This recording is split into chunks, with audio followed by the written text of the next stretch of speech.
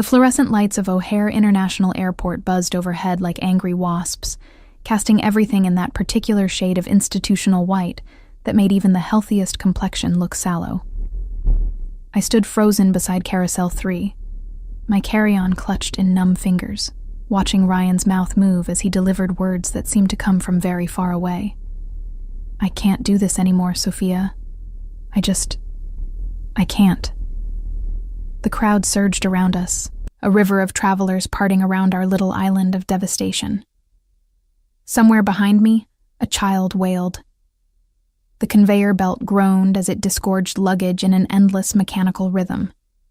My suitcase went past once, twice, 3 times before I registered its presence. Everything felt distant, muffled, as if I were underwater. You're breaking up with me? Now? Here? My voice sounded strange to my own ears, too high, too thin. We're supposed to be going to Chicago for your conference. We have hotel reservations. You said you wanted me to meet your colleagues. Ryan wouldn't meet my eyes. His gaze skittered away, focusing on something over my left shoulder. He dressed carefully this morning in his favorite navy blazer, the one that made his shoulders look broader than they were. I'd helped him pick it out 3 months ago. Had he known even then? Had he already been planning this moment? I met someone else. The words landed like physical blows. It just happened, Sophia. I didn't mean for it to, but she gets me. She understands my career aspirations in a way you never did. A laugh escaped me, sharp and bitter as burnt coffee. Your career aspirations? I've been supporting you for 2 years, Ryan. I took on extra shifts at the hospital so you could attend networking events. I edited your resume at 3 a.m. That's just it, he interrupted, finally looking at me. His hazel eyes, which I'd once found so warm, now seemed cold and dismissive. You're a nurse, Sophia. Ashley is an investment banker. She moves in the same circles I do. She can help me advance. The airport seemed to tilt slightly. I pressed my hand against the cold metal of a nearby pillar to steady myself. Ashley, your colleague from work. The one you said was just a friend. She's on the same flight, Ryan continued, oblivious to or uncaring about the way his words shredded what was left of my dignity. Actually, she's probably already through security. First-class boards in 20 minutes. He glanced at his watch, an expensive piece I knew he couldn't afford. Or could he? How much about this man did I actually know? So you've been planning this? It wasn't a question. The pieces were falling into place with horrible clarity. The late-night strategy sessions and the weekend team-building retreats. The way he'd started criticizing everything about me over the past few months. My clothes, my hair, my lack of interest in his tedious office politics. Look, I'll PayPal you money for the hotel cancellation. He was already backing away, eager to escape, to return to his shiny new life with his shiny new girlfriend who understood his ambitions. Take care of yourself, okay? And then he was gone, swallowed by the crowd, leaving me standing alone beside the luggage carousel with my suitcase, making its endless circuit, and my carry-on hanging from my shoulder like a dead weight. Around me, reunions unfolded with squeals of delight and warm embraces. A young couple kissed passionately beside the escalator. An elderly man held flowers for someone who hadn't arrived yet. I grabbed my suitcase on its next pass, my hands moving mechanically, while my mind remained stuck in a loop of disbelief. 2 years. 2 years of my life poured into a relationship with a man who saw me as nothing more than a stepping stone, easily discarded when someone better came along. The bathroom offered temporary sanctuary. I locked myself in a stall and let the tears come, quiet and bitter. My phone buzzed insistently in my pocket. Probably Ryan, making sure I'd received his blood money PayPal transaction. I ignored it. The fluorescent light hummed its indifferent song. Someone in the next stall was talking loudly on their phone about a business deal gone wrong. When the tears finally subsided, I emerged to splash cold water on my face. The mirror reflected a stranger, red-rimmed eyes, blotchy cheeks, mascara smudged beneath my lower lashes. I looked exactly like what I was, a woman who'd just been publicly humiliated at an airport. My phone buzzed again. This time I looked. Transaction received, $200 from Ryan Mitchell. $200 for 2 years. I laughed, and the sound echoed harshly off the tile walls. A woman washing her hands gave me a concerned glance before hurrying out. I'd taken the week off work for this trip, used precious vacation days I'd been hoarding. My apartment in Philadelphia would be waiting, cold and empty. I had nowhere to go and nothing to do except return home and explain to everyone that Ryan and I were finished, that I'd been naive enough to believe his lies about our future together. The thought of the return flight made my stomach turn. Hours in coach, squeezed between strangers, with nothing to do but replay every moment of our relationship and identify the exact points where I'd been too stupid to see what was happening. Screw it, I muttered, startling myself with the decision even as I made it. I wasn't going home. Not yet. I'd come to Chicago, and I'd stay in Chicago. I'd use my own money I'd earned through double shifts and holiday overtime, to book a hotel room and spend a few days wandering a city I'd never seen. Alone. Without Ryan and his dismissive comments and his career aspirations. The relief of having a plan, even a foolish one, steadied me slightly. I repaired my makeup as best I could, squared my shoulders, and wheeled my suitcase back into the terminal.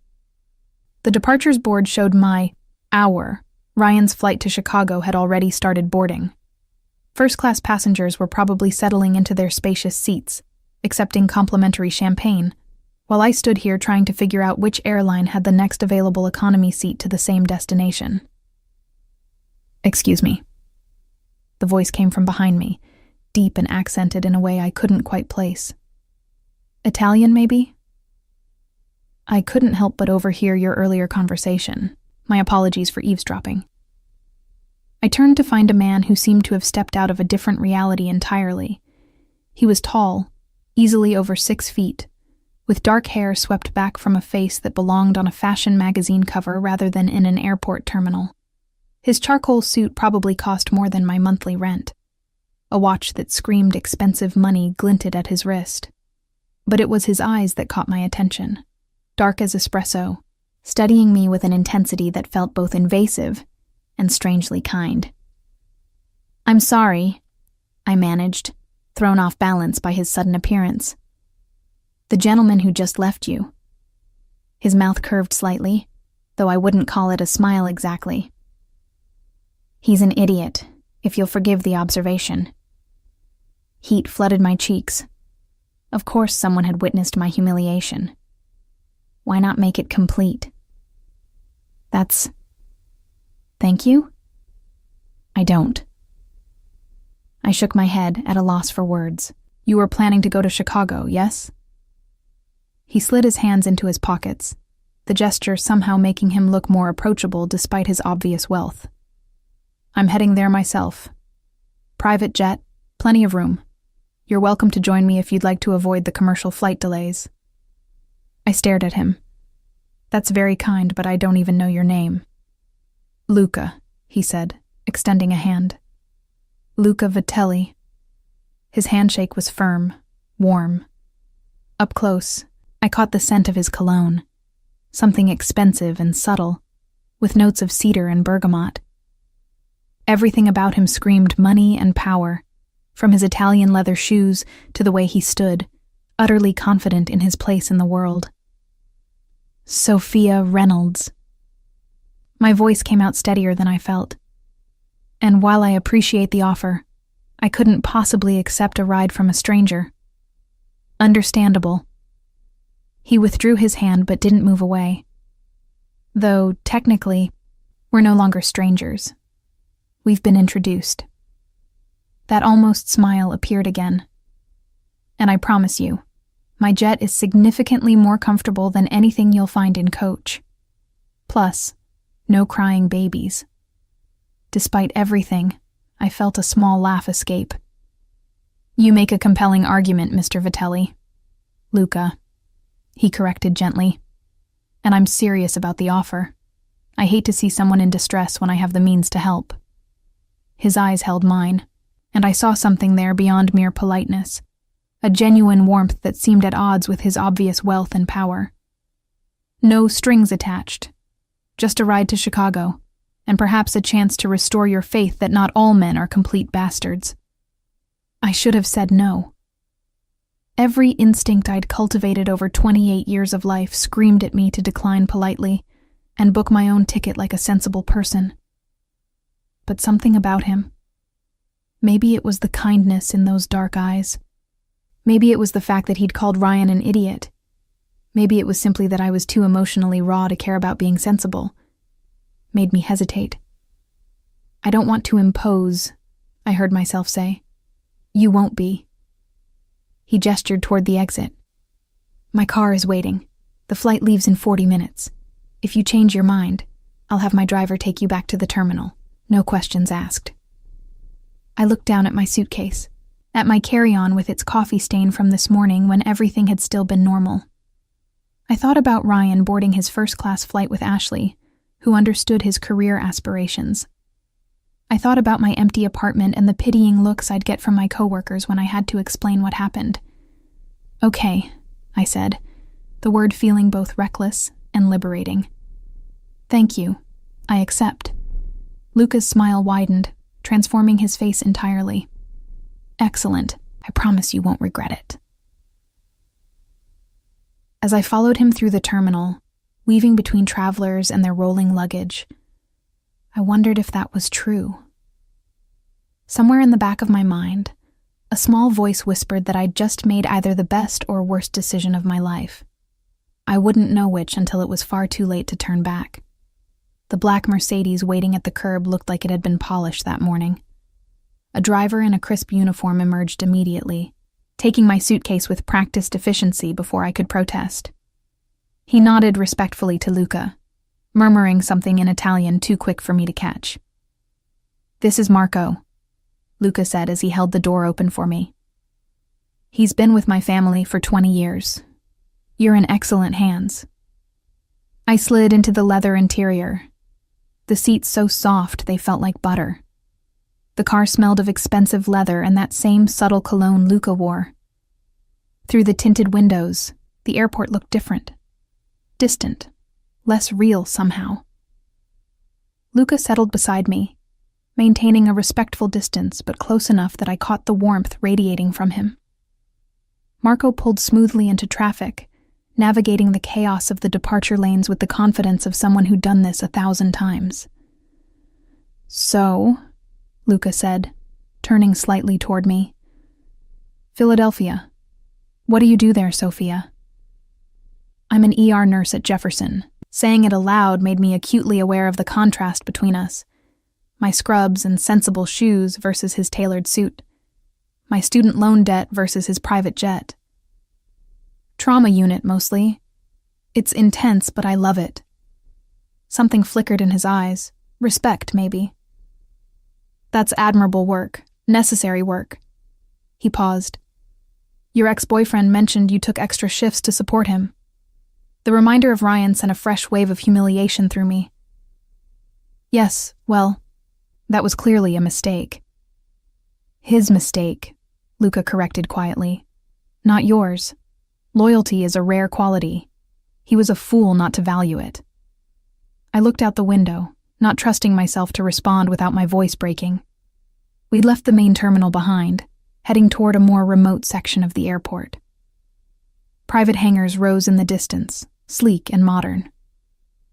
"May I ask what brings you to Chicago?" I managed after a moment. "Besides rescuing abandoned women at airports," he laughed, a low, genuine sound. "Business, mostly.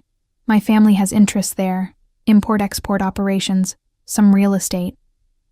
He said it casually, as if everyone's family owned international businesses. I try to visit quarterly, check on things personally. The car slowed as we approached a security gate. Marco showed credentials to the guard, who waved us through without question. I caught a glimpse of the man's face, the way his expression shifted when he saw Luca, something that looked almost like fear beneath the professional courtesy. We pulled up beside a sleek white jet, its engines already humming. The Vitelli name was emblazoned on the tail in elegant script. A flight crew waited at the base of the stairs, 2 pilots and a flight attendant, all standing at attention like soldiers awaiting inspection. "Welcome aboard, Mr. Vitelli," the older pilot said, his accent distinctly Italian. His eyes flicked to me with barely concealed curiosity. "We're ready for immediate departure." "Excellent." Luca placed his hand at the small of my back, guiding me toward the stairs. The touch was light, impersonal, but I felt it like a brand through my sweater. "This is Ms. Reynolds. She'll be joining us." The flight attendant, a striking woman with her dark hair pulled back in a severe bun, smiled at me, but the smile didn't quite reach her eyes. "Of course. Welcome, Ms. Reynolds. I'm Isabel. If you need anything during the flight, please don't hesitate to ask." The interior of the jet looked like something from a movie. Cream leather seats that could recline fully, glossy wood paneling, soft lighting that seemed to glow from everywhere and nowhere at once. A small conference table occupied the rear of the cabin, papers and a laptop already set up there as if Luca had been working before his trip to the airport. "Please, sit wherever you're comfortable," Luca said, gesturing to the seats. "We have about 90 minutes to Chicago. Would you like something to drink? Champagne, perhaps? Or coffee?" "Coffee would be wonderful." I chose a seat by the window, my fingers tracing the buttery leather. Everything here cost more than I'd make in a year, maybe several years. Isabel appeared moments later with coffee in a real porcelain cup. Not the paper kind from airport kiosks, but actual china with delicate gold edging. The coffee itself was perfect, rich and smooth without any bitterness. Luca settled across from me, his long legs stretched out, completely at ease in this world of casual luxury. "Tell me about your work," he said. "What made you choose emergency medicine?" As the jet taxied toward the runway, I found myself relaxing slightly. Luca was easy to talk to, asking intelligent questions and actually listening to my answers. He seemed genuinely interested in my stories from the ER, the saves, the losses, the dark humor that kept us all sane during the worst shifts. "You see people at their most vulnerable," he observed. "That must require a special kind of strength." "Or a special kind of crazy," I said, managing a small smile. "My mother thinks I should have gone into pediatrics. Something less intense." "But you thrive on the intensity." It wasn't a question. "You're someone who runs toward danger, not away from it." The observation unsettled me slightly because it was true. I'd always been drawn to the chaos of the trauma bay, the split-second decisions, the way time seemed to both slow and accelerate when someone's life hung in the balance. "What about you?" I asked, deflecting. "What's it like running an import-export business?" Something shifted in his expression, so subtle I almost missed it. "It's complicated. Family businesses always are. My father built the company from nothing when he immigrated from Sicily. Now my brother Enzo and I work to maintain his legacy and expand into new markets." "Is your father still involved?" "He oversees things from Chicago. Salvatore Vitelli doesn't believe in retirement." Luca's mouth quirked. "He'll probably die at his desk reviewing shipping manifests." The way he said his father's name carried a weight I couldn't quite identify. Respect, certainly, but also something else. Wariness, perhaps. My phone buzzed. I pulled it from my pocket to find a text from an unknown number. "I see you've upgraded your travel accommodations. Enjoy your flight with your new friend." Our ice flooded my veins. How did Ryan? I looked out the window instinctively, though we were already airborne. the ground falling away beneath us. "What is it?" Luca's voice sharpened. I showed him the message, my hand trembling slightly. He's watching me somehow. Or he was. But how would he even know about this? Luca's expression darkened as he read the text. He pulled out his own phone, typed something rapidly, then set it aside. "Don't respond. Don't engage with him at all." "He's probably just being petty," I said, but anxiety coiled in my stomach. "Trying to make me feel like I can't move on or something." "Perhaps." Luca didn't look convinced. "Or perhaps he's more interested in who you're traveling with than in you." The comment struck me as odd. "What do you mean?" He seemed to choose his words carefully. "My family is well known in certain circles. It's possible he recognized the name, did some quick research." He paused. "The Vitelli name carries weight." "Weight?" I repeated. "Influence. Connections." He held my gaze. "Sophia, I want to be honest with you.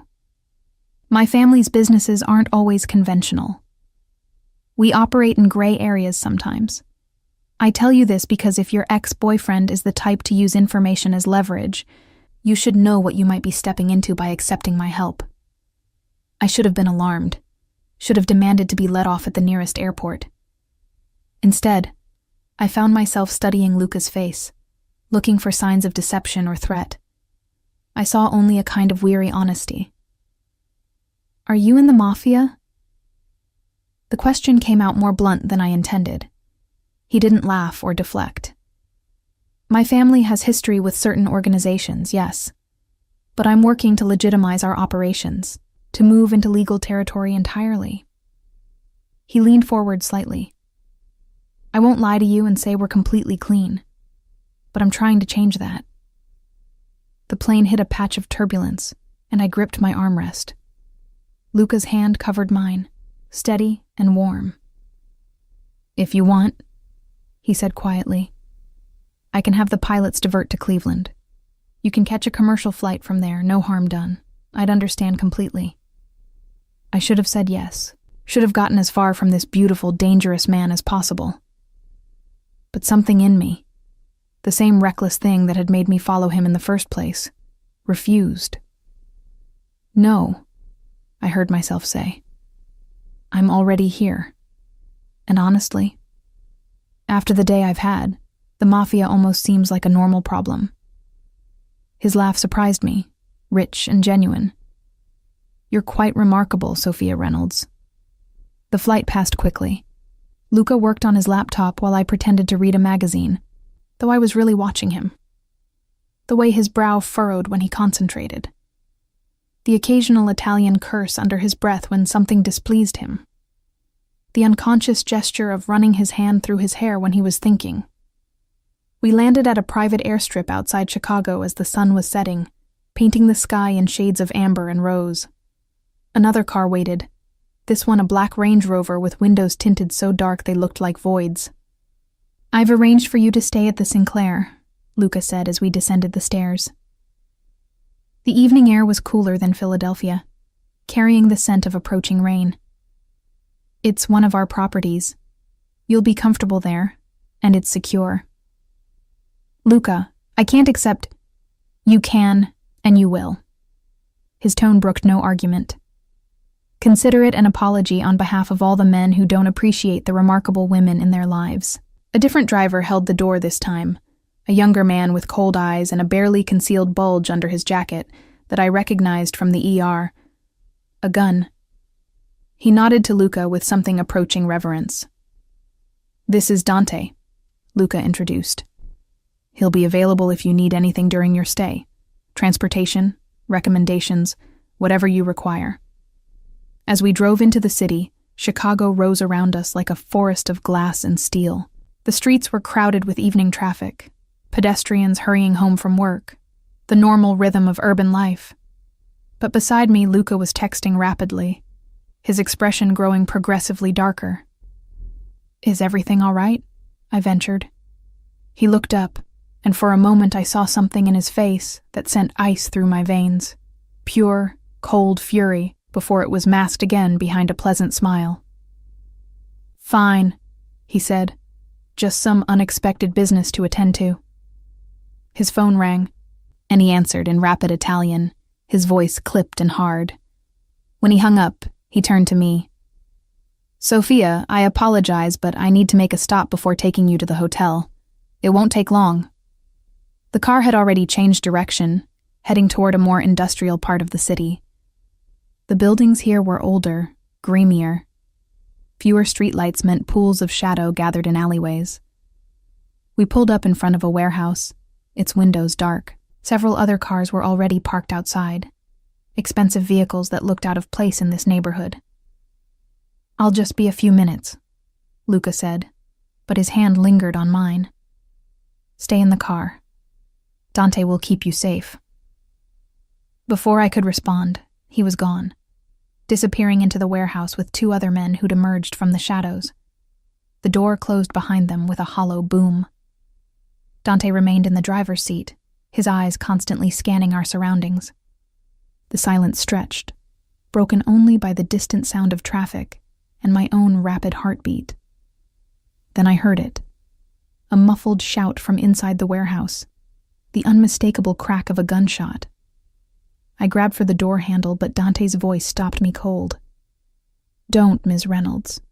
Whatever happens in there, you don't want to see it." Through the warehouse windows, I caught a glimpse of movement. Figures silhouetted against harsh fluorescent lighting. Luca's distinct profile, his arm raised. Another shot.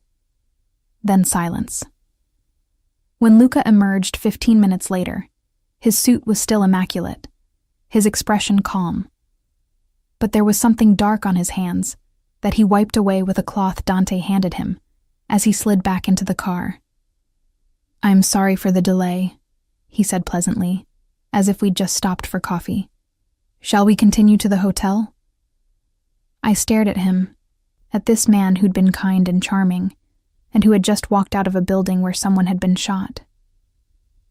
"What did I just witness?" I whispered. Luca's dark eyes met mine, and in them I saw the truth I'd been avoiding. This wasn't a businessman with Mafia connections. This was something much more dangerous. "The beginning," he said softly, "of you understanding exactly what world you've entered, Sophia."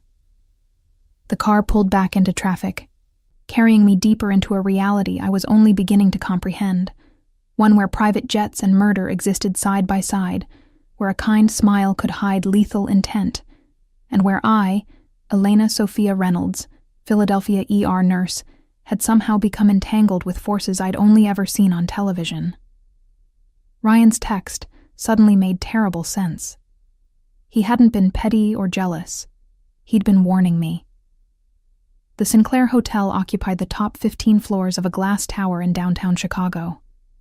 The lobby was all marble and modern art, with a fountain trickling in the center and staff who moved like choreographed dancers.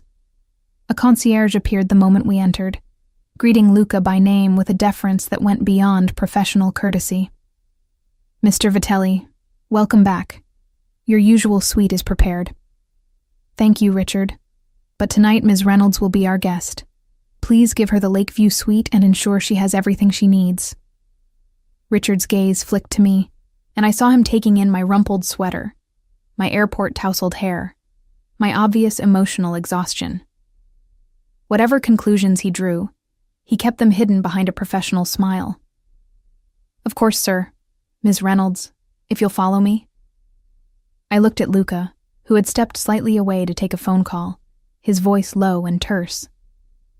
Blood, or what I desperately hoped was something else, had left a faint smudge on his collar, despite his attempts to clean himself.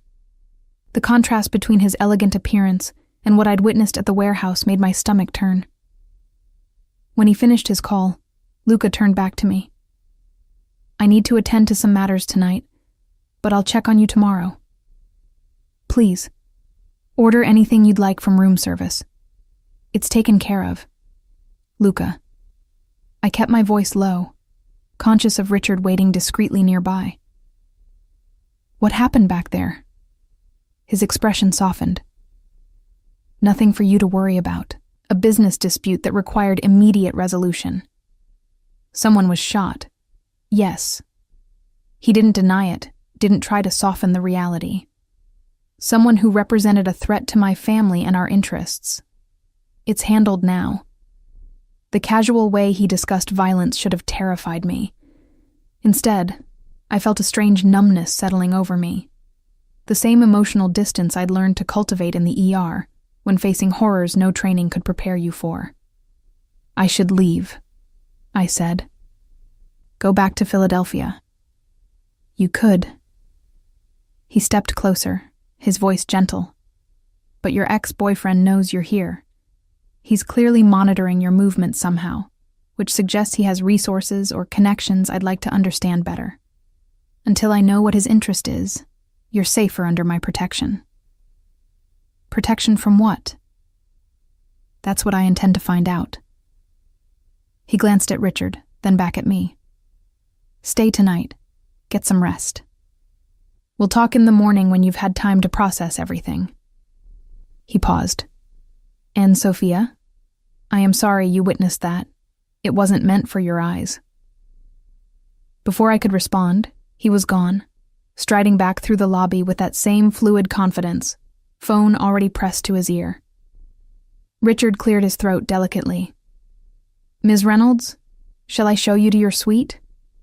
The Lakeview Suite lived up to its name. Floor-to-ceiling windows offered a breathtaking view of Lake Michigan, its dark waters reflecting the city lights like scattered stars.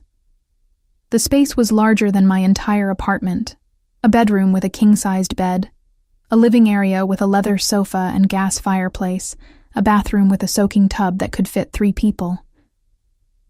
The minibar is complimentary, Richard informed me, as is anything from room service. If you need fresh clothes, we have a boutique on the 6th floor that can be opened at your request. Simply call the concierge. After he left, I stood at the window, watching the city pulse below. Somewhere out there, Luca was attending to business matters that probably involved more violence, and I was here, in a luxury hotel suite I could never afford, protected by a man I barely knew who just orchestrated or committed murder in front of me. My phone buzzed. Ryan again. Interesting choice of traveling companion. Does he know about your grandfather? About what Antonio Reynolds really did before he died? I stared at the message, my blood running cold. My grandfather had died when I was 15, a quiet man who'd owned a small import business in South Philadelphia. He'd been retired for years by then, spending his days in his garden and arguing about baseball with his neighbors. What could Ryan possibly mean? I started to type a response, then remembered Luca's warning. Don't engage. Instead, I called the one person who might have answers. My mother picked up on the 3rd ring. Sophia? Is everything all right? You sound strange. Mom, what did Nono do exactly? Before he retired? A long pause. Why are you asking about this now? Please, it's important. I heard her sigh, the sound carrying decades of weight. Your grandfather worked in import-export, you know that. Mediterranean goods mainly. Olive oil, wine, that sort of thing. And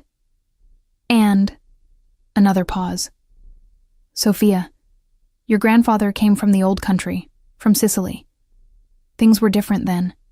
The way business was conducted, the people you had to work with to get things done. Was he involved with the Mafia, Mom? The silence on the other end told me everything. We don't use that word, she said finally, her voice tight. Your grandfather was a legitimate businessman who happened to have connections from the old country. That's all. When he retired, he left all of that behind. But he had records, documents. How do you... She stopped herself. Who have you been talking to? What's going on, Sophia?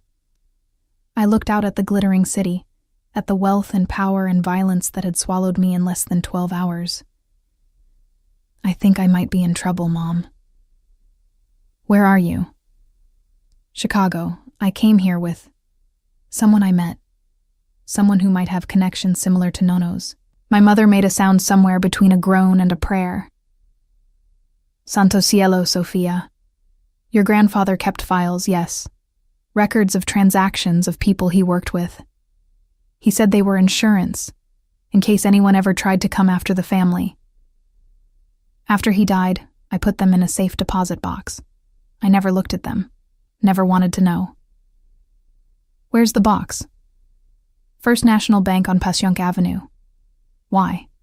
Sophia, what have you gotten yourself into? I didn't have an answer for her.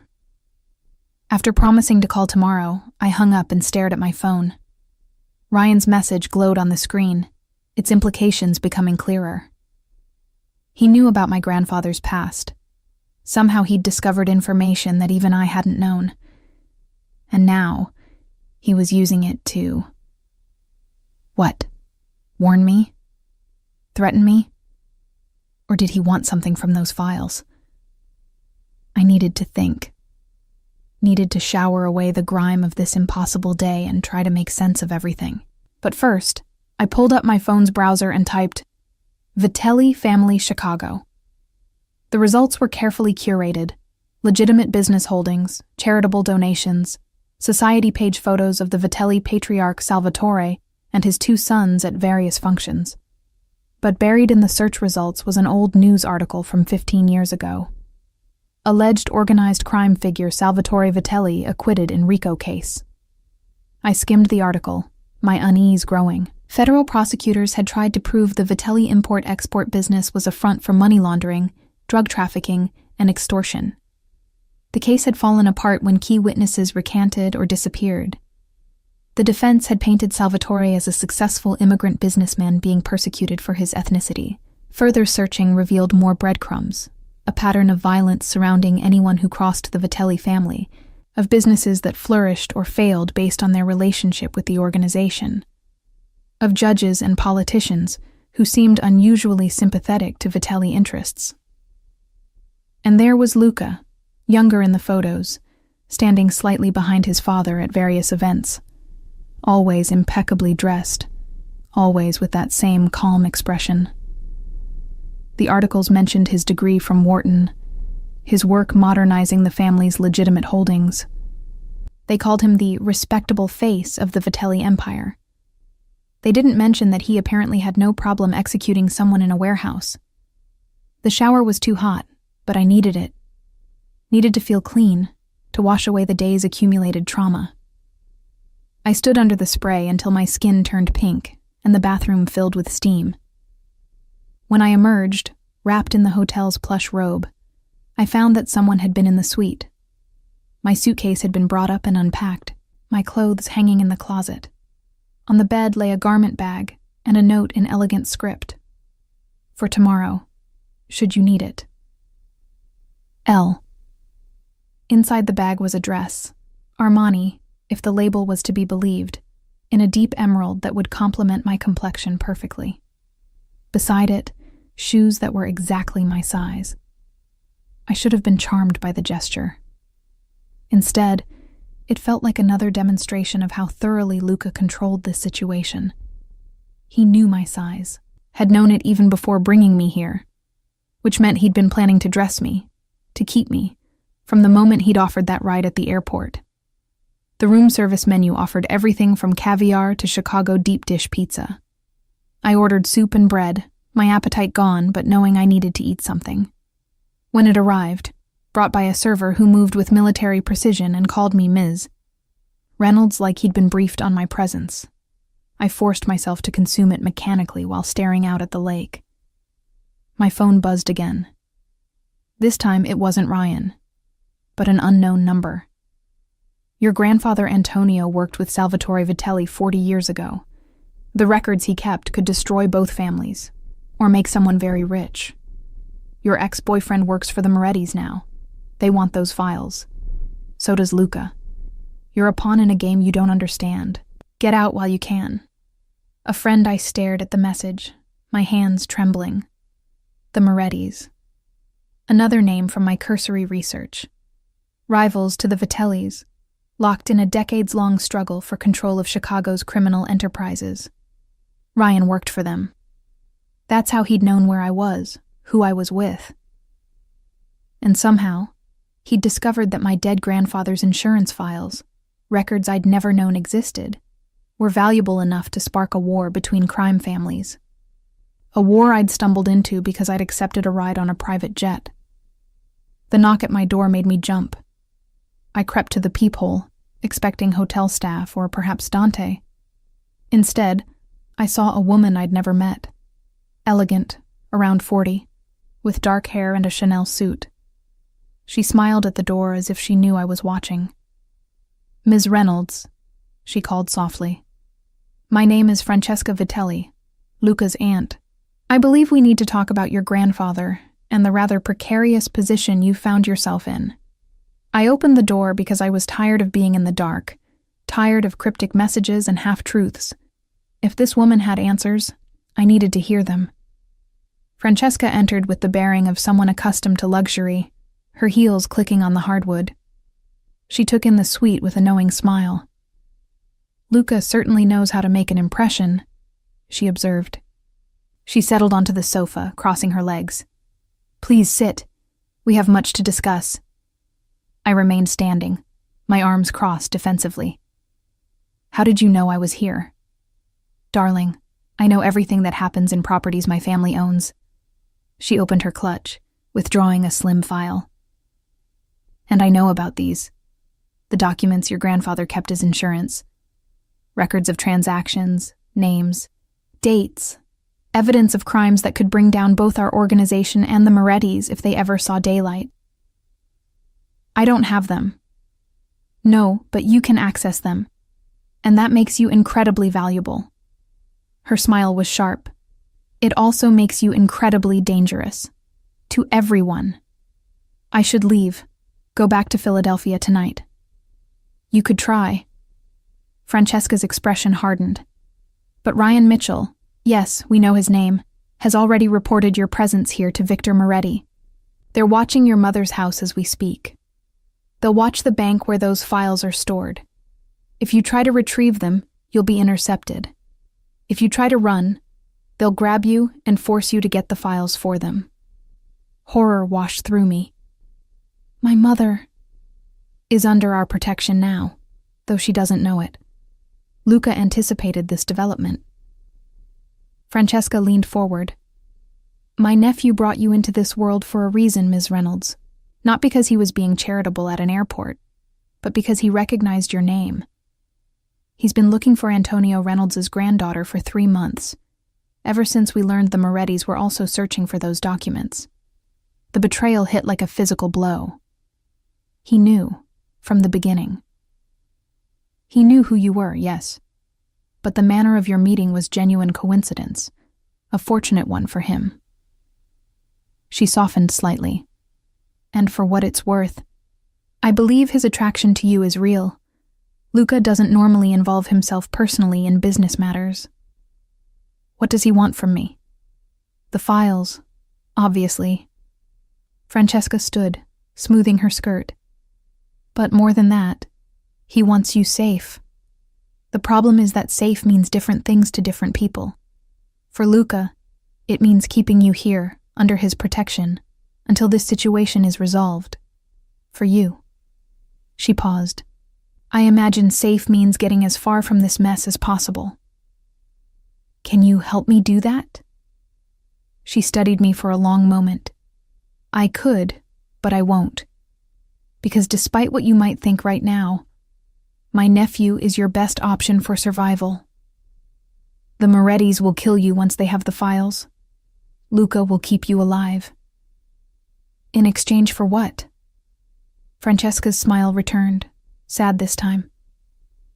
"That's between you and him. But I'd suggest cooperation, Ms. Reynolds. The alternative is far worse than you can imagine." After she left, I stood at the window again, watching the city lights blur through tears of frustration and fear. 24 hours ago, my biggest problem had been a cheating boyfriend. Now I was caught between crime families, my life depending on files I'd never known existed, protected by a man who'd orchestrated our entire meeting. The dress hanging in my closet suddenly felt like a costume. Tomorrow, I'd wear it and play the part Luca had assigned me, because what choice did I have? But as I finally crawled into the enormous bed, my phone clutched in my hand like a talisman, I made myself a promise. I would survive this. And when it was over, Luca Vitelli would learn that Sophia Reynolds was nobody's pawn. She was a trauma nurse. She ran toward danger for a living, and she'd been underestimated before. Morning arrived with pale sunlight filtering through the floor-to-ceiling windows. I'd barely slept, my mind replaying Francesca's revelations until they'd worn grooves in my consciousness. The emerald dress hung in the closet like a question I wasn't ready to answer. Room service delivered breakfast unasked, perfectly poached eggs, fresh fruit, coffee that tasted like liquid gold. A note accompanied it. Meeting at 10 a.m. Luca will collect you. I ate mechanically, watching the city wake below. Joggers appeared along the lakefront path. Traffic thickened on Lakeshore Drive. Normal people living normal lives, blissfully unaware of the criminal underworld operating in parallel to their reality. At 9:45, I forced myself into the emerald dress.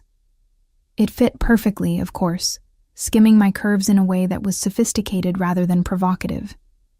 The shoes transformed my walk, adding height and a confidence I didn't feel.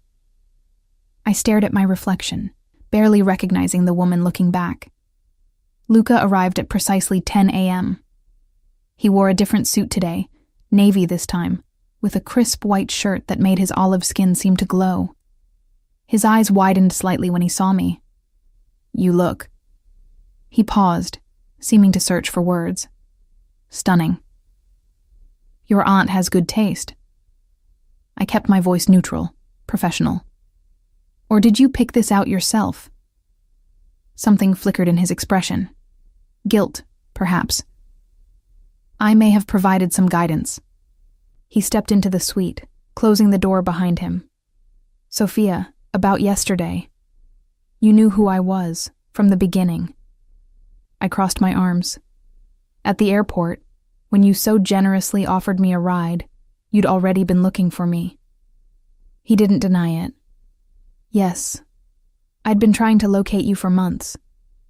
The airport meeting was coincidence, a fortunate one for me. But I won't pretend I wouldn't have eventually found you anyway." "And the kindness? The concern about Ryan? That was all manipulation?" "No." He moved closer, his voice earnest. "That was real. I did think he was an idiot. I did want to help you. The fact that it also served my interests doesn't negate that." I laughed bitterly. "You should hear yourself. It served my interests. I'm not a business deal, Luca." "I know that." He reached for my hand, but I pulled away. "Sophia, please, let me explain everything." "Your aunt already did. My grandfather worked with your father 40 years ago. He kept insurance files that both your family and the Morettis want. Ryan works for your enemies and has been using me to get access to those files. Did I miss anything? The part where I intend to protect you." His jaw tightened. "And the part where those files contain evidence that could destroy both our families. Your grandfather documented everything. Murders, bribes, names of people who should have stayed buried. If the Morettis get them, they'll use them to bring down my family and consolidate their power. Dozens of people will die. And if your family gets them, we destroy them, burn every page, every backup, eliminate the threat entirely." He paused. "Your grandfather was a smart man, Sophia. He understood that true insurance meant mutually assured destruction. Those files implicate the Morettis as much as us. Neither family can allow them to exist. So you need me to retrieve them?" "Yes, from the safe deposit box at First National Bank." He pulled out his phone, showing me surveillance photos of the bank. "The Morettis are watching it. They've had teams in place since yesterday. We can't approach without triggering a confrontation." "Then how?" "You walk in, retrieve the files, walk out." He swiped to another image. A man in his late 50s with cold eyes and a boxer's build. "This is Victor Moretti. He'll approach you, probably outside the bank. He'll be polite at first. Try to convince you to hand over the files voluntarily. And when I refuse?" "You won't refuse. You'll let him take them." At my shocked expression, Luca smiled grimly. "The files you'll carry will be forgeries. Good enough to fool a quick inspection, but ultimately worthless. By the time Victor realizes, we'll have the real documents safely secured." I shook my head, trying to process this. "You want me to willingly hand over fake evidence to a mob boss? I want you to play a role that keeps you alive." His hand found mine again, and this time I didn't pull away. "Sophia, I know I've manipulated you. I know I've put you in danger. But I'm also the only thing standing between you and Victor Moretti, who would have no qualms about torturing information out of you if he thought it would help." The casual mention of torture should have terrified me. Instead, I felt that same clinical detachment I'd mastered in the ER, assess the situation, identify the threat, take action. "What's the real plan?" I asked. "Because I don't believe you're just going to destroy those files. They're too valuable." Luca studied me, and I saw respect flicker in his dark eyes. "You're right. We'll keep them as leverage against the Morettis, and as insurance against anyone in our own organization who might get ambitious. Like your brother Enzo?" His expression hardened. "You've done your research. Your aunt mentioned him briefly. Said he's more traditional, less interested in legitimizing the family business. Enzo believes our father is getting soft, that I'm too focused on legal operations." Luca moved to the window, his back to me. "He's been making alliances with other families, positioning himself to take control. The Antonio Reynolds files would give him leverage he doesn't deserve. So I'm caught in a war between 3 different factions. The Morettis, your family, and your brother's ambitions." "Yes." He turned back to face me. "Which is why you need to trust me, Sophia. I can navigate these waters. I can keep you safe." "In exchange for what? My cooperation? My silence?"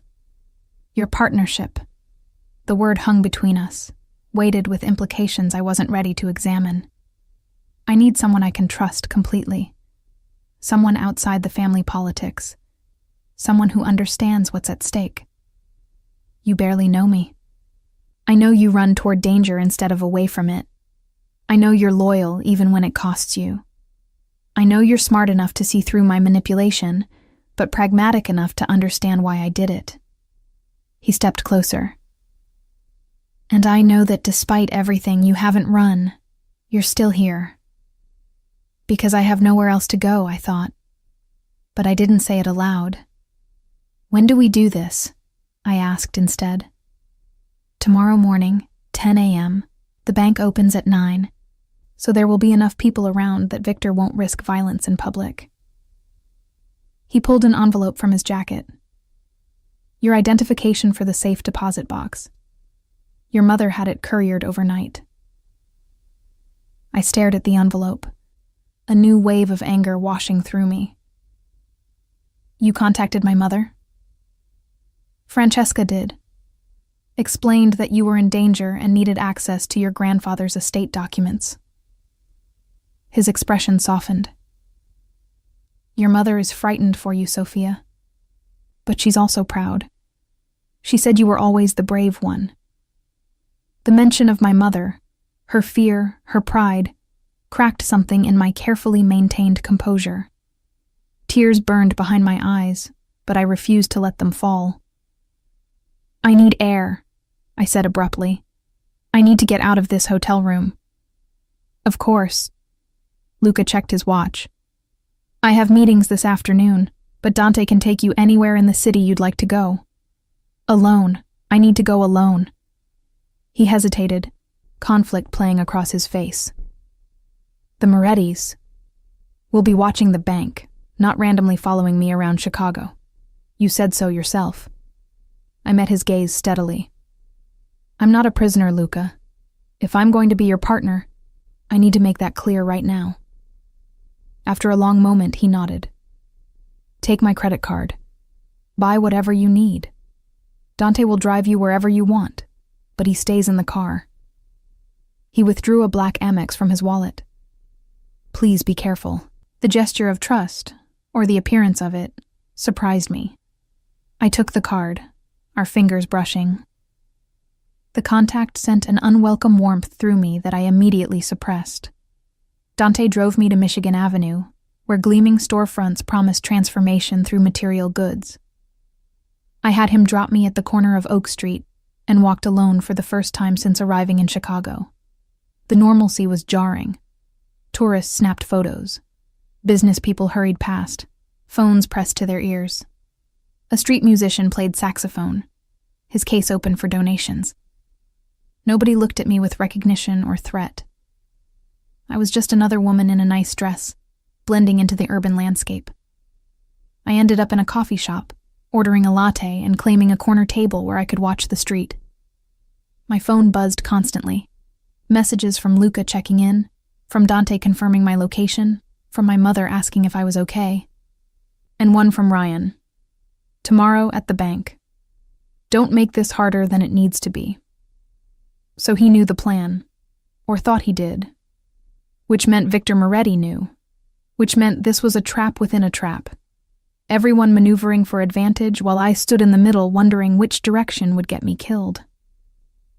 Mind if I sit? The voice was familiar.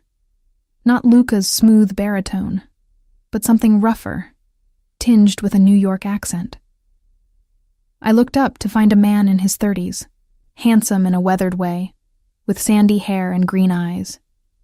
He wore jeans and a leather jacket, decidedly out of place among Michigan Avenue's designer shoppers. Do I know you? I asked carefully.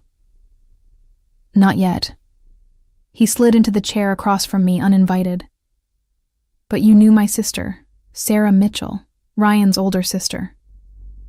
My blood went cold. I thought Sarah lived in California. She did, until 3 months ago, when she OD'd in a motel room in Oakland. His expression was hard, grief wrapped in anger. Heroin laced with fentanyl, the kind of stuff that's been flooding the streets since the Morettis took over distribution from the Vitellis. I didn't know what to say. Ryan had mentioned his sister occasionally, always vaguely, changing the subject when I asked questions. I'd assumed they were estranged. I'm sorry for your loss, I managed. Ryan thinks the Vitellis killed her. Some kind of message to the Morettis. He leaned forward, his voice low. He's wrong. I've been investigating for months. The shipment that killed Sarah came through Moretti channels, but the orders came from inside the Vitelli organization. What are you saying? I'm saying Enzo Vitelli is running his own operation behind his father's back, importing fentanyl through Moretti territory, letting them take the risk in the heat while he collects the profit. He's been playing both families against each other, and Sarah was collateral damage. The revelation hit like a sledgehammer. Why are you telling me this? Because Ryan is using you to get to those files. He thinks they'll prove the Vitellis killed our sister. He's planning to hand them to the FBI once he gets copies. He pulled out his phone, showing me a photo. Ryan meeting with a man in a suit I didn't recognize. That's Special Agent Marcus Wade, Organized Crime Task Force. Ryan's been working with them for 2 months. My mind reeled. Ryan wasn't working for the Morettis. He was working with federal agents, trying to bring down both crime families as revenge for his sister's death.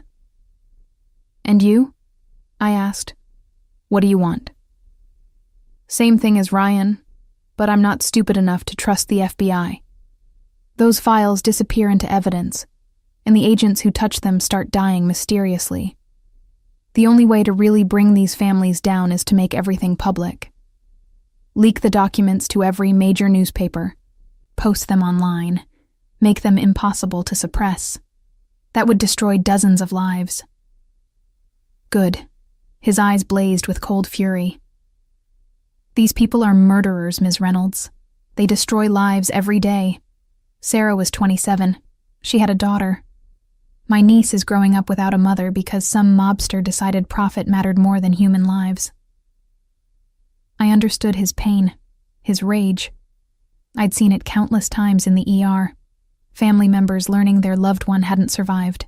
That senseless violence had stolen someone irreplaceable. But I also understood that the Antonio Reynolds files contained 40 years of names and crimes. Innocent people would be caught in the blast radius if those documents went public.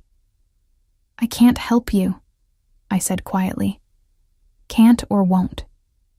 He stood, looking down at me with something like pity. "Luca Vitelli is charming, I'm sure. Good at making you feel protected. But he's just another monster in an expensive suit. Don't forget that when he asks you to compromise your principles." After he left, I sat for a long time, my coffee going cold. The web was more complex than I'd understood. Ryan working with the FBI. Enzo Vitelli running independent operations. Victor Moretti caught between two Vitelli brothers' ambitions. And me, holding the key to files that everyone wanted for different reasons. My phone buzzed. "Luca. Where are you?" Dante lost visual. I looked around the coffee shop and spotted the surveillance. A man in a business suit at the counter who'd been reading the same newspaper for 20 minutes. One of Luca's people, presumably. Or perhaps Victor's. Or maybe even FBI watching their witness Ryan's ex-girlfriend. I texted back. Michigan Avenue. Getting coffee. Needed to think. His response was immediate. "Come back to the hotel. We need to talk." But I wasn't ready to return to my gilded cage. Instead, I walked, letting my feet carry me north along the lake. The water stretched gray and endless, whitecaps visible in the distance. Sailboats dotted the horizon, their occupants blissfully unaware of the criminal machinations unfolding in the city behind them. Eventually, I found myself at Navy Pier, the tourist destination crowded with families and couples. I bought a ticket for the Ferris wheel on impulse, wanting to see the city from above, to gain perspective on my impossible situation. As the wheel carried me upward, Chicago spread out below like a glittering promise. So many lives intersecting, so many stories playing out simultaneously. Down there, Luca was managing his criminal empire. Victor Moretti was planning his next move. Enzo Vitelli was building his secret kingdom. Ryan was collaborating with federal agents. And my mother was home in Philadelphia, terrified for her daughter. My phone rang as I reached the top of the wheel. Unknown number. "Sophia Reynolds?" A woman's voice, professional and clipped. "Yes?" "This is Special Agent Marcus Wade's assistant. He'd like to meet with you this evening. 6 p.m. at Millennium Park, near the Bean. Come alone." "I don't think..." "Ryan will be there. He says there are things you need to know about Luca Vitelli. Things that might change your mind about whose side you're on." The line went dead. I stared at my phone as the Ferris wheel completed its rotation and began descending. Everyone wanted something from me. Everyone had their own version of the truth, their own justification for the violence they were willing to commit. But maybe Ryan, for all his faults, could give me information without the filter of criminal self-interest. Maybe the FBI could actually protect me better than Luca's armed guards in luxury hotels. Or maybe this was exactly the kind of thinking that got people killed. When I returned to the Sinclair, Luca was waiting in my suite. He stood by the window, his posture tense, and turned immediately when I entered. "You were gone for 3 hours." His voice was controlled, but I heard the undercurrent of worry. "Dante said a man approached you in the coffee shop?" "Ryan's brother. He told me about Sarah, about Enzo." I set down the shopping bags I'd accumulated, clothes I didn't need, purchased with Luca's money as if I could buy my way into normalcy. "Is it true? Is your brother running fentanyl through Moretti territory?" Luca's jaw tightened. "Where did you hear that?" "Is it true?" For a long moment he said nothing. Then, "Yes. My father and I discovered it 2 weeks ago. Enzo has been building his own empire behind our backs, using our connections but keeping the profits. The Antonio Reynolds files would give him leverage to push my father aside and take control completely, and Sarah Mitchell was one of dozens who died from Enzo's product. He moved toward me, his expression anguished. Sophia. I didn't know about her until after she died. If I had, I would have stopped it. I would have... He broke off, running a hand through his hair. This is why I need those files, to stop Enzo before more people die. The FBI wants to meet with me, tonight. I watched his reaction carefully. His expression went dangerously cold. Absolutely not. Ryan will be there. Ryan is working with federal agents to build a case against my family. If you meet with them, you become part of that investigation. They'll use you, Sophia. Make promises they can't keep, then leave you exposed when things go wrong. As opposed to you using me? I've never lied about what I'm asking you to do. He stepped closer, his voice intense. Yes, I need those files. Yes, I brought you into this for my own purposes. But I also care about keeping you alive. Which is more than I can say for federal agents who'll sacrifice you the moment it's convenient. I'm going to the meeting. Then I'm coming with you. That defeats the purpose. I don't care. His hand cupped my face, thumb tracing my cheekbone. You don't understand how dangerous this game is, Sophia. One wrong move and you're dead. I won't let that happen. The intensity in his eyes, the genuine fear beneath his controlled exterior, made my breath catch. This wasn't manipulation or strategy. This was real emotion from a man who'd probably spent years training himself not to feel anything. I need the truth, I whispered. All of it. Not your version or Ryan's version or your brother's version. I need to know what I'm really choosing. Then I'll give it to you. He lowered his hand, but didn't step back. But not here. Too many ears, too many cameras. Come with me tonight after your meeting. Let me show you something that will help you understand.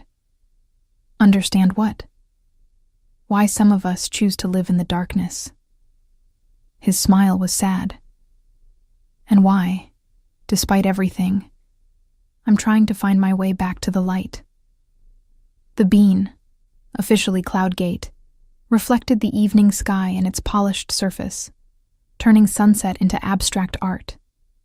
Tourists posed for photos beneath the sculpture while I stood at its edge, watching for Ryan among the crowd. Luca had insisted on coming despite my protests, positioning himself with Dante on a bench 50 yards away.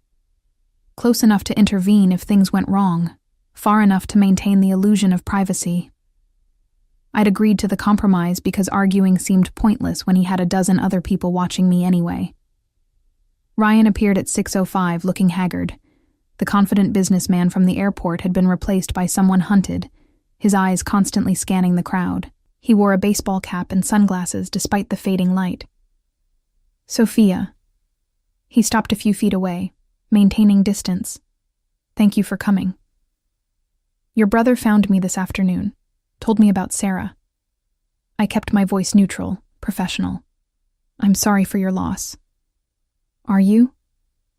His laugh was bitter. You're sleeping in Vitelli's hotel, wearing clothes he bought you. Seems like you've moved on pretty quickly from our relationship. You dumped me at an airport, Ryan. What I do now is none of your business. He had the grace to look ashamed. You're right. I'm sorry about that. About all of it. He glanced around nervously. Is he here? Vitelli? Nearby, but this conversation is between us. For now. Ryan moved closer, his voice dropping. Sophia, listen to me. I know you think Luca is protecting you, but he's not. He's controlling you, making you dependent on him so you'll do what he wants. And you're different. You tracked me to Chicago. You've been monitoring my movements. You knew I went to his hotel. Because I'm trying to save your life. He pulled out his phone, showing me a photo. Luca in what looked like the warehouse from 2 nights ago, gun in hand, standing over a body. This is who you're trusting. This is the man you think will keep you safe. The image should have shocked me. Instead, I felt only a weary acknowledgement of what I'd already known. I saw him shoot someone the night we arrived. I know what he is. And you're still with him? I'm still alive. That counts for something. I crossed my arms. What do you want, Ryan? Why did the FBI arrange this meeting? Because we need your help. He pocketed his phone. The files your grandfather kept are the key to dismantling both crime families. But we need the real documents, not the forgeries Vitelli is planning to give the Morettis. How do you know about? We have someone inside the Vitelli organization. A source who's been feeding us information for months. He paused. Sophia, tomorrow when you go to that bank, federal agents will be waiting.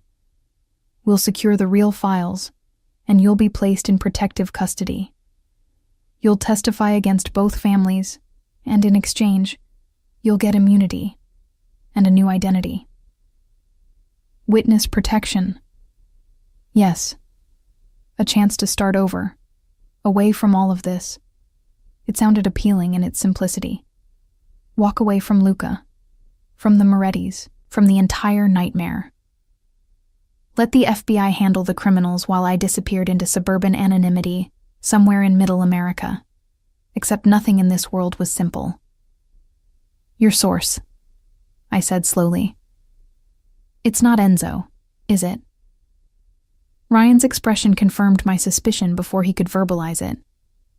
He approached us 6 months ago, said he wanted immunity in exchange for information about his father's operations and the Moretti organization. And you believed him. We verified everything he's given us. It's all checked out. Because he wants you to believe him. I shook my head, pieces clicking into place. Enzo is playing you, Ryan. He doesn't want to bring down the families. He wants to eliminate his competition. His father, his brother, the Morettis. So he can take over completely. You don't know that. I know that men like Enzo don't cooperate with federal agents out of the goodness of their hearts. Whatever he's told you, whatever evidence he's provided, it serves his purposes. I stepped closer. Think about it. If the FBI arrests Salvatore and Luca Vitelli based on those files, who takes control of the organization? Doubt flickered in Ryan's eyes. Agent Wade has been monitoring. Agent Wade is getting exactly what Enzo wants him to see. I felt the certainty settling over me. The Antonio Reynolds files document crimes from both families. If they go public or into FBI evidence, both organizations collapse. The Morettis lose their leadership, the Vitellis face RICO charges, and Enzo steps into the power vacuum as the only major player still standing. That's a pretty elaborate theory. It's exactly what I'd do if I wanted to seize control of a criminal empire. I pulled out my own phone, showing him the research I'd done that afternoon. Enzo has been consolidating power for years, buying loyalty from underbosses, making independent deals, building his own revenue streams. The Antonio Reynolds files are his nuclear option, the weapon that eliminates everyone in his way. Ryan stared at the information, his expression shifting from skepticism to dawning horror. If you're right, if Enzo is manipulating the investigation, then tomorrow at the bank, you'll be arresting the wrong people while the real threat walks away clean. A man in a suit appeared from the crowd, tall, 50s, with the bearing of someone accustomed to authority. Agent Wade, presumably. He looked between Ryan and me with evident frustration. Ms. Reynolds, he said, extending a badge. Special Agent Marcus Wade, I need you to come with us for your own protection. Am I under arrest? Not yet, but interfering with a federal investigation. She's not interfering. Luca's voice cut through the tension as he appeared beside me, Dante flanking him. She's exercising her right to legal counsel before discussing anything with federal agents. I'm sure you understand, Agent Wade. Wade's expression hardened. Mr. Vitelli, should have known you'd be nearby. Ms. Reynolds is under my protection, Naturally, I take an interest in who she speaks with. Luca's hand found the small of my back, a gesture of possession that made Wade's jaw tighten. And naturally, I'm curious why the FBI is using my family's rival to manipulate a civilian into providing evidence. We're trying to save her life. By making her a target? Luca's voice was dangerous, soft. By association with your investigation, you've painted a crosshair on her back. Every criminal organization in Chicago now knows she has access to the Antonio Reynolds files. If anything happens to her, Agent Wade, that blood is on your hands. Wade turned to Ryan. You said she'd cooperate. I thought... Ryan looked at me, betrayal evident in his expression. Sophia, please. This is about Sarah. About justice for my sister. No, I said quietly. This is about revenge. And I understand that, Ryan. I do. But burning down 2 crime families won't bring Sarah back. It'll just kill more people and let Enzo Vitelli take over operations while pretending to be legitimate. You don't know that. Actually, a new voice said, she's absolutely right. We all turned to find Enzo Vitelli himself approaching, flanked by his own security detail. He looked like a more dangerous version of Luca. Same dark eyes, same expensive suit, but with a harder edge, a cruelty that his younger brother had learned to mask. Agent Wade, Enzo said pleasantly. I see you've met my brother's new girlfriend. Beautiful, isn't she? I can see why he's so eager to keep her close. Enzo, Luca's voice was arctic. What are you doing here? Protecting the family's interests, which apparently includes preventing Sophia from making a terrible mistake. Enzo smiled, but it didn't reach his eyes. Ms. Reynolds, my brother has likely told you many things about me. Most of them are probably true. But what he hasn't told you is that those files you're so worried about, they implicate him just as much as anyone else. That's a lie, Luca said, but I caught the flicker of something in his expression. Not quite guilt, but close. Is it? Enzo pulled out his phone, showing me what appeared to be scanned pages from the Antonio Reynolds documents. Your grandfather kept meticulous records, Sophia, including details about a shipment that came through in 2019. Fentanyl smuggled in wine crates from Albania. My brother personally oversaw the distribution. The ground seemed to tilt beneath me. I looked at Luca, searching his face for denial. Instead, I saw terrible confirmation. It was one shipment, he said quietly. Before I understood what it would do, before I knew. Before Sarah Mitchell and 50 other people died from the product you distributed, Enzo finished. But please, brother, tell Sophia how you're different from me, how you're trying to go legitimate while I'm the monster. Agent Wade stepped forward, hand moving toward his weapon. Enzo Vitelli, you're under arrest for... The shot came from somewhere in the crowd, the distinctive crack of a high-powered rifle. Agent Wade dropped, blood blooming across his chest. Chaos erupted, people screaming, running, Ryan diving for cover, Dante pulling a weapon as more shots rang out. Luca grabbed me, pulling me behind the bean's curved surface as bullets sparked off the polished metal.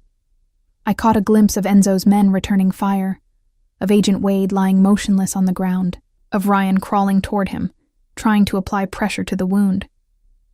We need to move, Luca shouted over the gunfire. Now! But I was frozen, staring at Agent Wade's blood spreading across the concrete, at the pandemonium we'd unleashed. This was my fault. I'd refused to cooperate, had tried to play games with forces I didn't understand, and now people were dying. Sophia. Luca's voice cut through my paralysis. We have to go. He pulled me toward the street where the Range Rover was already racing to meet us. Dante provided covering fire as we ran, and I caught one last glimpse of Ryan, still crouched over Agent Wade, his hands red with blood. Then we were in the vehicle, tires squealing as we accelerated away from Millennium Park. Behind us, sirens wailed. The shooting had lasted maybe 30 seconds, but it felt like hours. Who was shooting?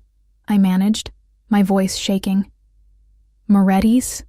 Enzo's people? Both, probably. Luca was on his phone, barking orders in Italian. This was supposed to be a negotiation. Someone decided to turn it into a war. Agent Wade is likely dead. His voice was flat, emotionless.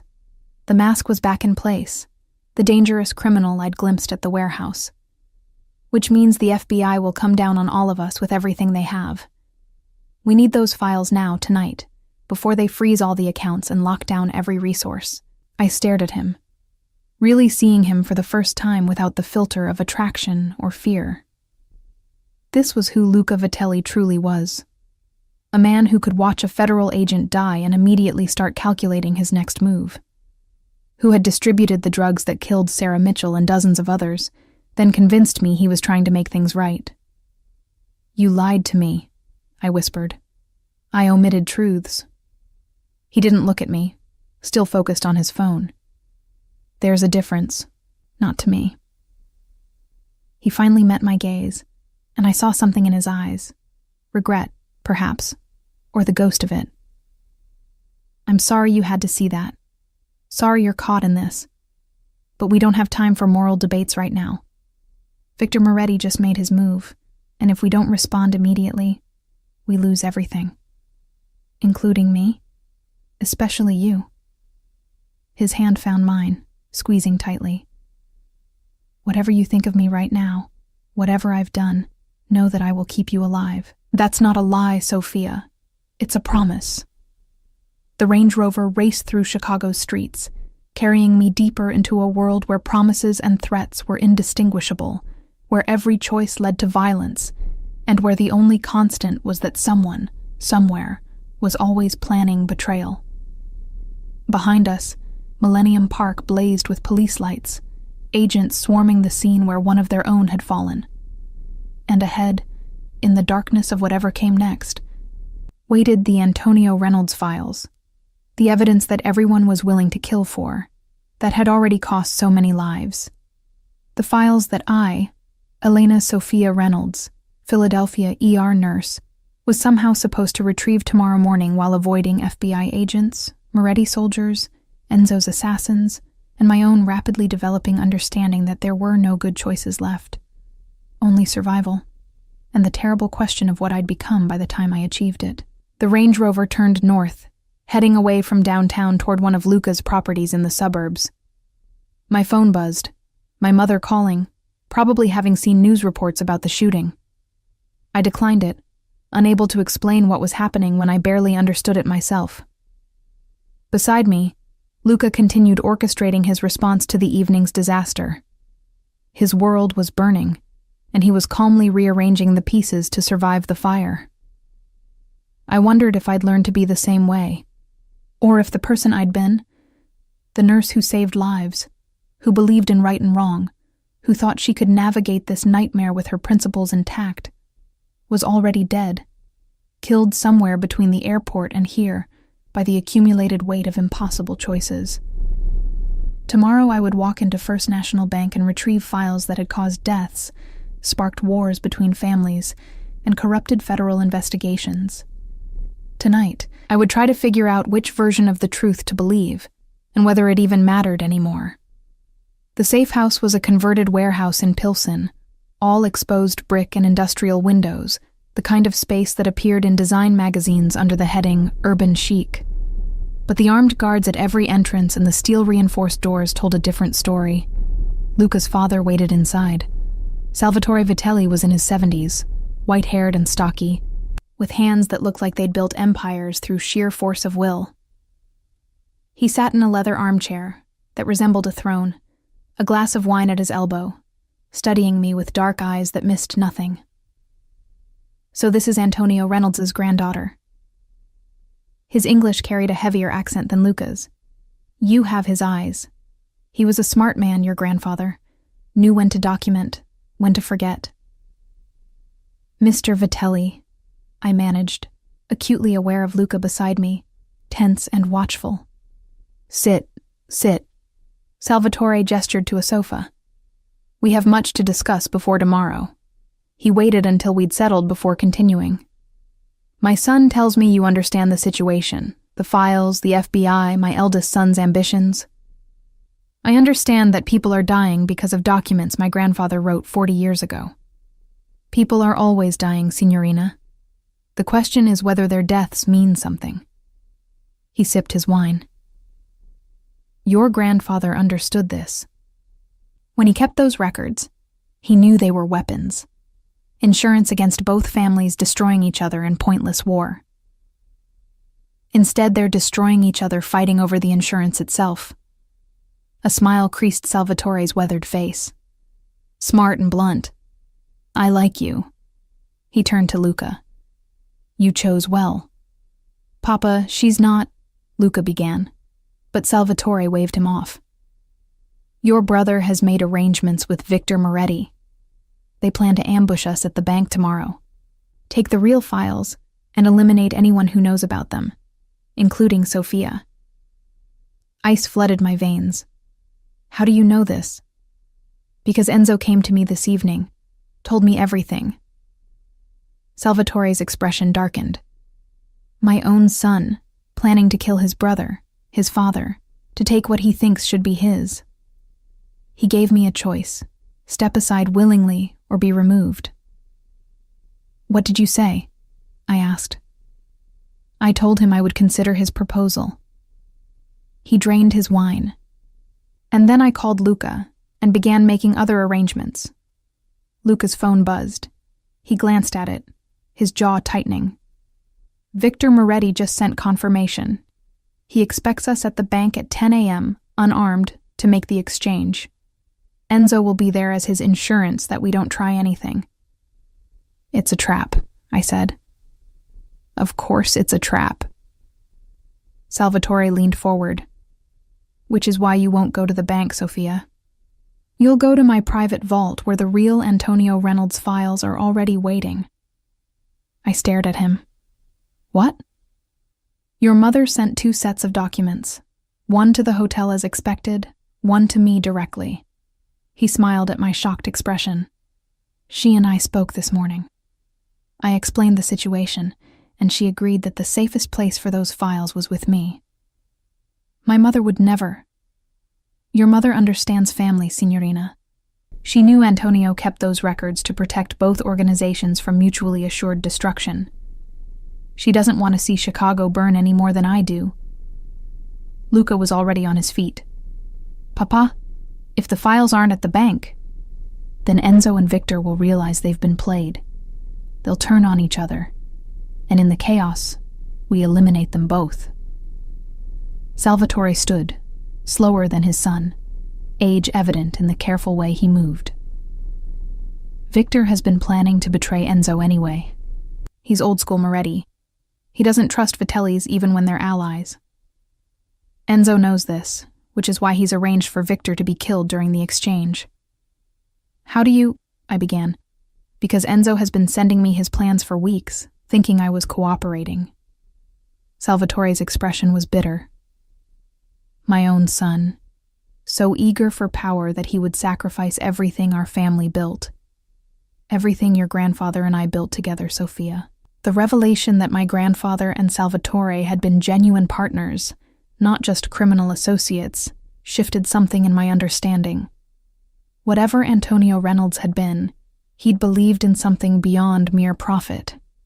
Believed it enough to keep records that protected both families from destruction. What's your plan? Luca asked his father. Tomorrow I go to the bank with Dante and the others. I play the role Enzo expects, the old man, frightened and compliant. When Victor arrives, when he realizes the files are forgeries, Enzo will make his move to kill him, and I will make mine to eliminate them both. You're going to start a war in the middle of downtown Chicago, I said, horror rising. I'm going to end a war that's been brewing for 40 years. Salvatore turned to me. Your grandfather understood that sometimes violence is necessary to prevent greater violence. That's why he kept those records, not to bring us down, but to force us to maintain balance. And where do I fit in this? You retrieve the real files from my vault. You decide what happens to them. Salvatore's gaze was intense. Destroy them, and the balance is gone. Both families spiral into chaos, with Enzo and Victor fighting for dominance. Keep them secret, and they remain leverage, insurance that keeps everyone in check. Or I give them to what's left of the FBI and watch you all go to prison. You could try. No threat in his voice, just acknowledgement. But Agent Wade's death was recorded by security cameras. The footage shows Enzo's sniper firing from a building the Moretti's control. Both families can be connected to a federal agent's murder. If those files go public, if the FBI goes to war with us, hundreds of people die. Not just criminals, Signorina. Families, children, the innocent people who live in neighborhoods we control. The moral calculation he was forcing on me, balance versus justice, pragmatic compromise versus idealistic destruction, made my head spin. This was beyond my training, beyond anything my life had prepared me for. I need air, I said, standing abruptly. Luca followed me to the warehouse's roof, where Chicago sprawled below us like a circuit board, lights flickering in patterns that suggested order while concealing the chaos beneath. He's manipulating you, Luca said quietly. My father is very good at that. Like father, like son. He didn't deny it. But he's also right about the consequences. If those files go public, if the FBI comes down on both families simultaneously, the power vacuum will be filled by someone worse. Maybe the Albanians, maybe the cartels. Enzo and Victor are evil, but they're local evil. They have roots here, families here. They want stability because chaos hurts their business. That's a pretty cynical worldview. It's a realistic one. He moved beside me, close enough that I felt his warmth. I know you want clear moral lines, Sophia. Good guys and bad guys. But the world doesn't work that way. Sometimes the best choice is the least horrible option. Your father is planning to commit murder tomorrow. Multiple murders, probably. And you're okay with that? I'm okay with survival. He turned to face me. Enzo has been poisoning our operations for years. The fentanyl I helped distribute? That was his innovation, his push for higher profits regardless of the body count. My father and I tried to stop it, but Enzo had already built alliances we couldn't break without triggering civil war. His hand found mine. Tomorrow that war happens, and when it's over, I can finally dismantle the parts of our empire that kill people like Sarah Mitchell. By killing your own brother. By stopping a monster. His voice was raw. You think I want this?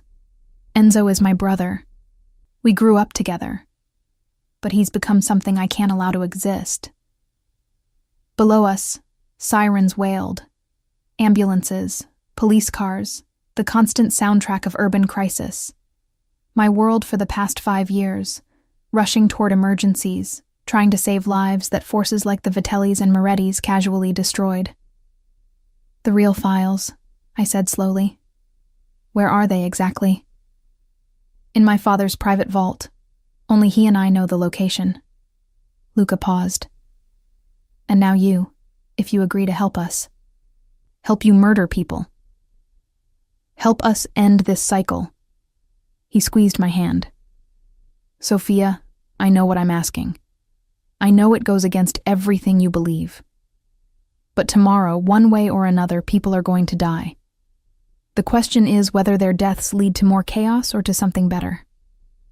I thought about Agent Wade, bleeding out on the concrete, about Sarah Mitchell and the dozens who'd overdosed on Enzo's product, about my grandfather Antonio, keeping meticulous records because he understood that information was the only weapon against entropy.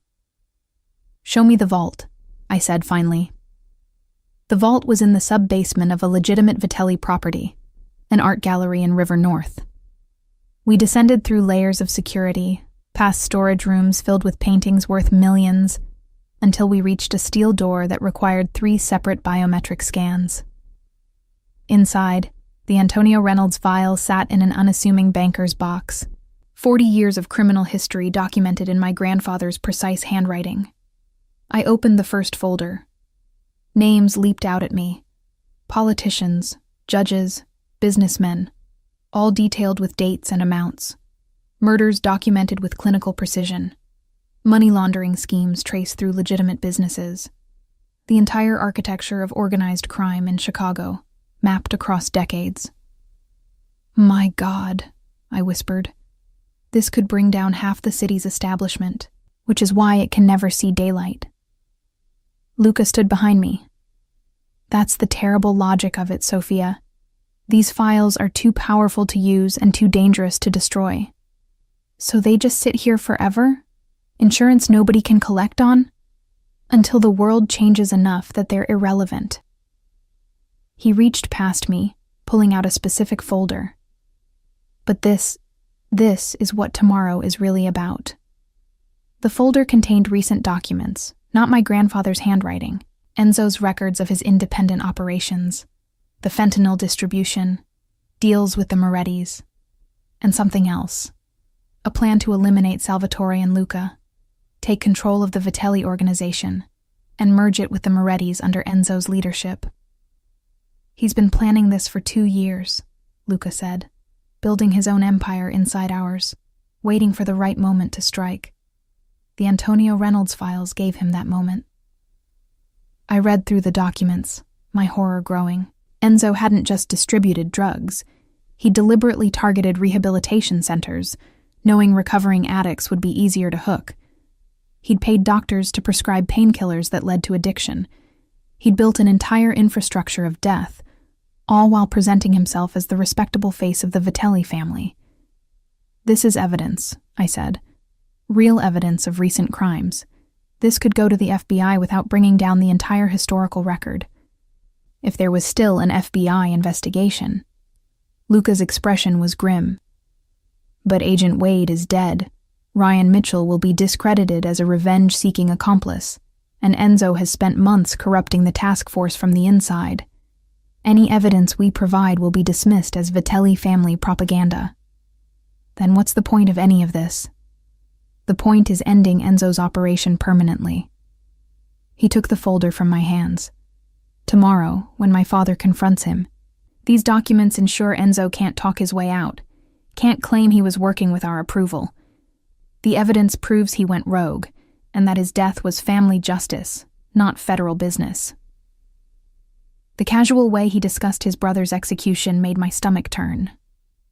But I'd seen what Enzo's operation had wrought.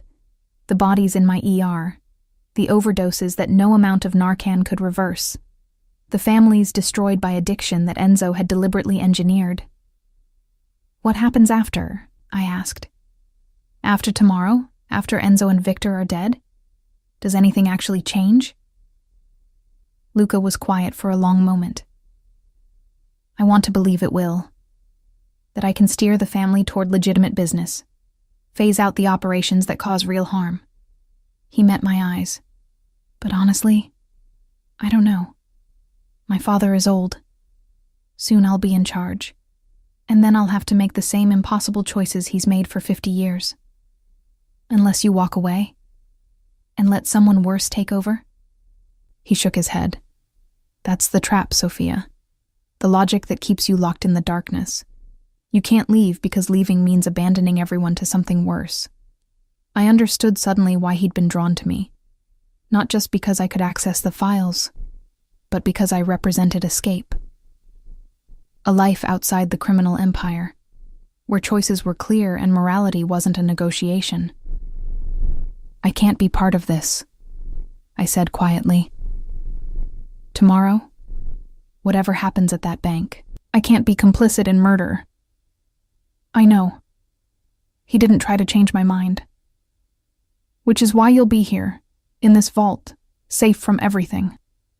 When it's over, I'll come for you. And then you'll decide."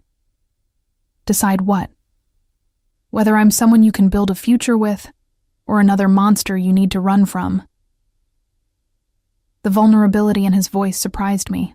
Luca Vitelli, crime lord, killer, manipulator, asking if I could love him despite knowing what he was.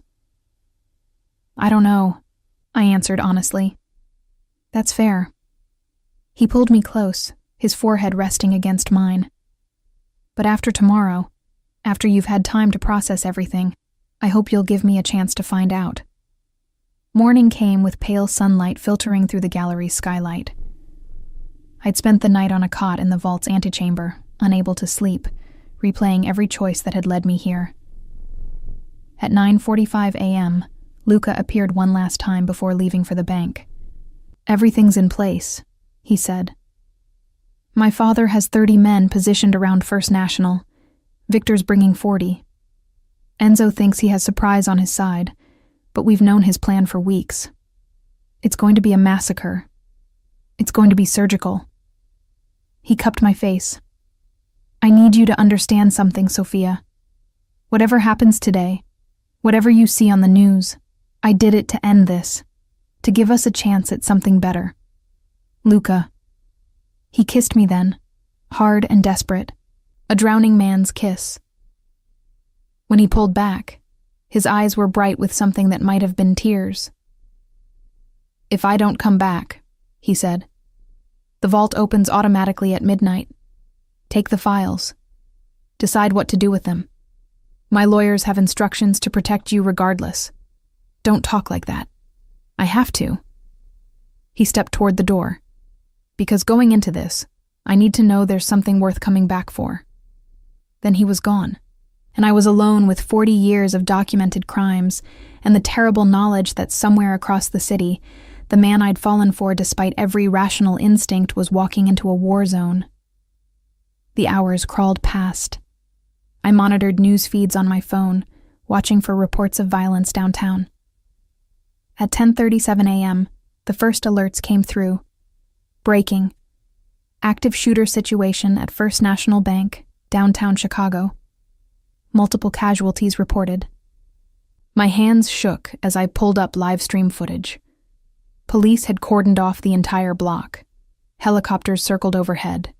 Witnesses spoke of explosions, sustained gunfire, dozens of armed men. Then I saw him. Salvatore Vitelli being loaded into an ambulance, his white shirt soaked with blood. I tried calling Luca. No answer. Tried Dante. Nothing. At 11:15 a.m., a breaking news update made my blood freeze. Salvatore Vitelli, alleged Chicago crime boss, dead at scene. Son Enzo Vitelli also killed. Federal agents coordinating response. I stared at the screen. Salvatore dead. Enzo dead. But no mention of Luca or Victor Moretti. At 11:42, my phone rang. Unknown number. Sophia. Luca's voice was ragged with exhaustion and pain. It's done. Your father. Enzo poisoned his wine before we left. It was supposed to kill him during the confrontation, make it look like stress or heart failure. But Papa knew. He drank it anyway because the timing mattered more than his survival. Horror washed through me. He sacrificed himself? He wanted to make sure I'd have no choice but to finish this, that I couldn't back down at the last moment. Luca's voice broke. He died holding Enzo's hand, whispering forgiveness. And then Victor made his move and... Victor's dead too? Yes. His own people turned on him when they realized Enzo had been planning to eliminate them all along. The organization is fractured, leaderless. It'll take them months to regroup. And the FBI? Are swarming the scene, collecting evidence that will implicate both families in Agent Wade's murder and decades of other crimes. He paused. But they won't find the Antonio Reynolds files. Those are still safe. Where are you? Leaving Chicago. I can't stay here. Can't take over what my father built. Not anymore. His voice was hollow. My father's death is being reported as a heart attack. Enzo's as a casualty of gang violence. The official story keeps the Vitelli legitimate businesses clean. Luca, what are you saying? I'm saying I'm walking away, liquidating everything I can, setting up trusts for the families who depend on our businesses, and disappearing. He drew a shaky breath. And I'm asking if you'll come with me. The offer hung between us, weighted with impossibility and promise. Come where? Italy. My mother's family owns vineyards in Tuscany. Small, quiet, far from all of this. He laughed softly. I know it sounds insane. I manipulated you, put your life in danger, introduced you to a world you should never have seen. But somewhere in all that darkness, I fell in love with you, Sophia Reynolds. And I'm hoping you might give me a chance to become someone worthy of that. I should have said no. Should have hung up. Taken the files to whatever remained of the FBI task force, and returned to my simple life in Philadelphia. But I was tired of running toward other people's emergencies while ignoring my own. Tired of saving lives in the ER only to watch them return, destroyed by systems I couldn't change. Tired of being careful, sensible, safe. The files, I said. We destroy them, all of them. No insurance, no leverage. We burn it all and walk away clean. Sophia, those are my terms. We don't carry this poison forward. We let the past die. A long silence. Then, okay, we destroy them. And Luca? No more lies, no more manipulation. If we do this, we do it as partners, equals. Partners, he agreed. Equals, I promise. I looked around the vault, at the accumulated evidence of decades of crime and corruption, at the box containing my grandfather's meticulous records, at the folder detailing Enzo's operation. Then I pulled out my lighter. The paper caught quickly, flames consuming names and dates and documented murders. 40 years of carefully preserved evidence turning to ash. As the fire grew, I stepped back, watching history burn. When the vault's sprinkler system activated, I was already moving toward the exit, toward the unknown future waiting beyond these walls, toward Luca and whatever we might become together, free from the weight of our family's sins. My phone buzzed. A text from my mother. Your grandfather would be proud. The past doesn't own us, mija. Live your life. I smiled through tears, understanding finally that Antonio Reynolds hadn't kept those files as insurance against destruction. He'd kept them as a reminder. That terrible knowledge existed not to be used, but to be transcended. At the gallery's exit, a car waited. Luca stood beside it, bloodied but alive, his eyes finding mine across the distance. I walked toward him, each step a choice, each choice freedom. Ready? He asked as I reached him. I took his hand, feeling the calluses, the strength, the tremble of exhaustion and grief. Ready? I said. Chicago's skyline receded behind us as we drove toward O'Hare, toward Italy, toward a future we'd write ourselves. The past was burning in a vault behind us, and somewhere in the ashes was everything I'd been. The nurse, the girlfriend, the pawn in games I didn't understand. What I'd become remained to be seen. But for the first time since accepting that fateful ride from a beautiful stranger at an airport, I was choosing my own direction. And that, I decided, was enough.